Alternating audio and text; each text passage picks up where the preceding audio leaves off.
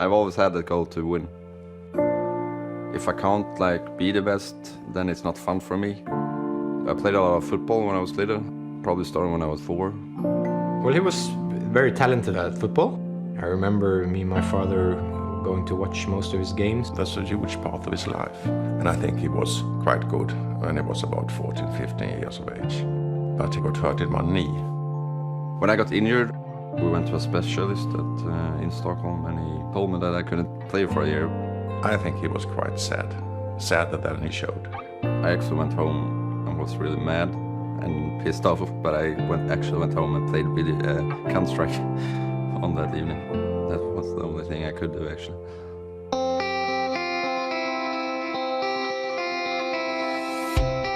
My favorite game has always been Counter-Strike, ever since I started playing computer games. Olof is a very competitive, persistent guy. Likes to be the best at what he does. He started playing and he became really, really, really good.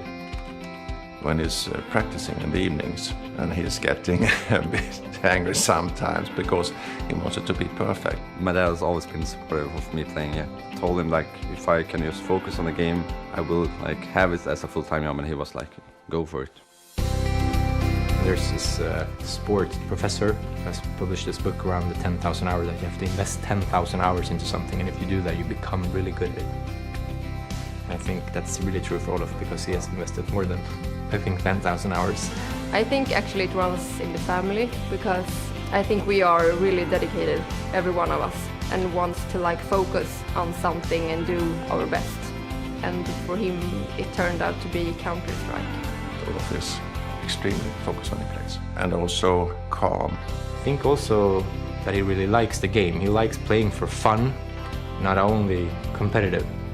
And that makes him really versatile. I probably got discovered when I played in LGD, I guess, which was around 2014. Fnatic got to see me because we beat them in the quarterfinal. That was really important. Fnatic asked me if I could join them. I said yes. Now he's the best in the world at what he does. So we saw Olofmeister again. The Envious went for the push on short with the flashbang. He took down a no-scope and then just opened up the bomb site completely. Fantastic stuff for him. 3 frags, and what a performance. We know he is one of the best players in the world. It's kind of unreal. I don't think that I can understand how big it is right now. I think it's gonna like hit me more when like I stop playing and I can look back at this time. But it means everything to me. It's amazing. Well, he's really big, you know. When we were at this local video store in Tyresö where we grew up, the guy working at the video store was saying like, wait a minute, aren't you Olofmeister? And he's like, yes. I was like, whoa, this is cool. That's so weird. It's quite of a new thing, of course, that he has fans. Some people came up and wanted to take a picture with me, and my friends were like, isn't it annoying that people comes up to you all the time? I was like, no. I don't see them as my fans, I see them as my friends. Olof is a really nice guy. I mean, he genuinely likes his fans, and I think that's why people like Olof. I actually have like been given a nickname at my new job called Hannahmeister. They're like, oh, hi, Hannahmeister. And I'm like, yeah, hi. Enormously proud. He's on the top. You have to feel good in life. That's important. And you have to do your thing. And he's doing his thing, his dream. Yeah, for me, he's really, really special. And I'm proud of partly like of everyone in our family that we have stood behind him and has given him the chance to do what he loves.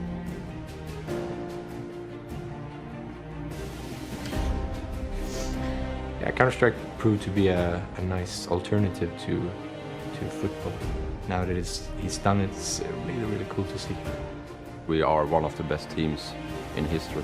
Now I can buy myself an apartment, I can buy myself a car. This was things that I wasn't like thinking of when I was starting out. Now it's like my full-time job.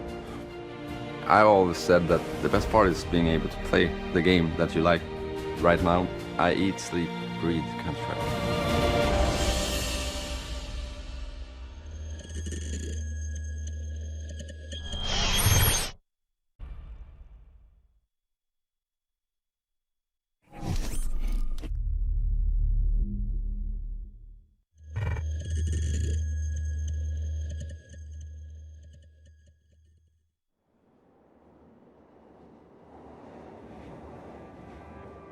first time I saw Getra playing, he was such a passionate guy about the game. He was just a little child back then, but he had so much talent in him. You know, everybody who's like that guy. They thought he was a bit too young to be a star player, but he proved everybody wrong. I got introduced by my older brother when I was 9 years old. He showed me the game and I was like, whoa, what is this? How cool is this? And then he just introduced to me the whole world of Counter-Strike and I just instantly loved it. I didn't really think about become like the best or like try to be. I was just having fun and playing with my friends. But I still wanted to, you know, explore the whole world and see if we could play with other people.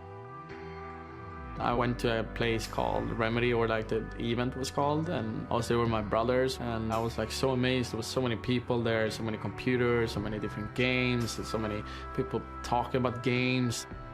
Then they actually can play competitive, so I was like super surprised by it. It was just a cool experience, especially since we were like 14, so you're like, I want to go to every LAN party there is, everywhere, in the whole world.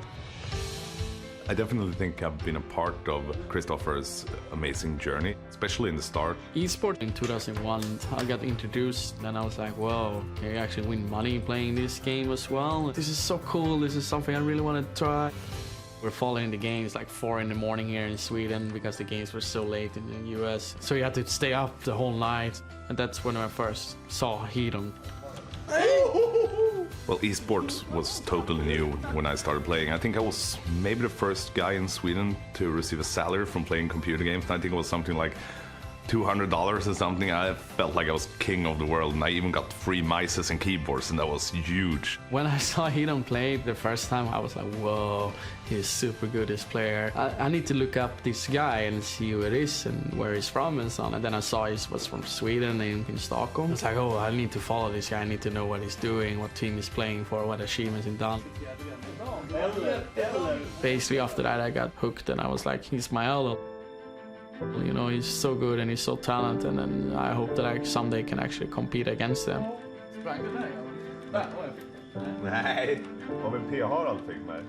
I competed against Getra a few times. There's one game in particular. We played this big qualifier in Sweden, and it was a major spot for the ESWC back then. It was like a big thing. It was like this David versus Goliath. We were the best team and they were like kind of bad on paper. We were supposed to just have an easy walk in the park.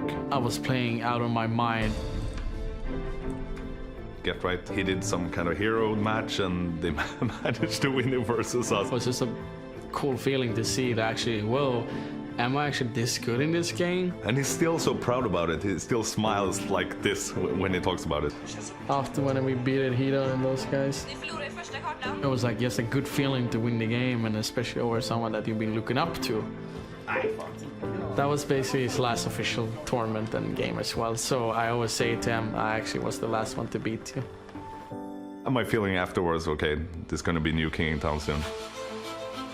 After that game, I quit playing professionally and still worked for NIP, so I recruited Getright to take my spot, and he did it very well.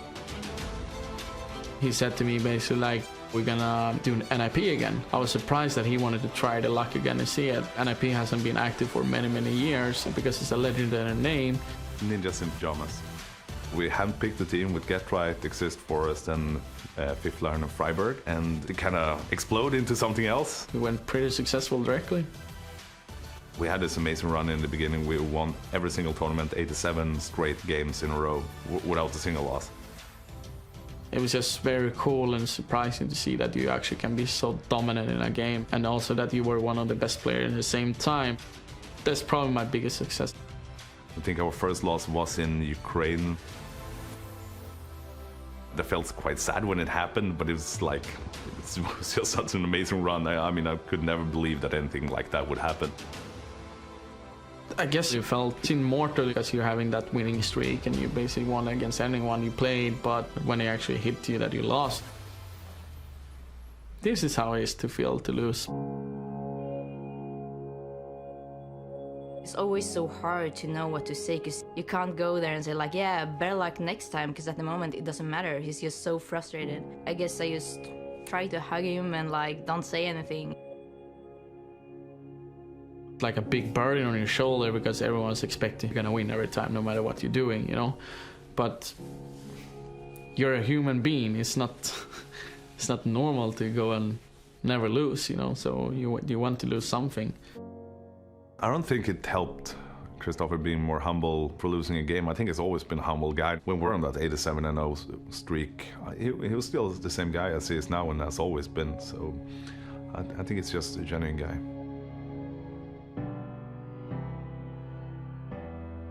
You always learn by your mistakes, and that's where you can pick yourself up.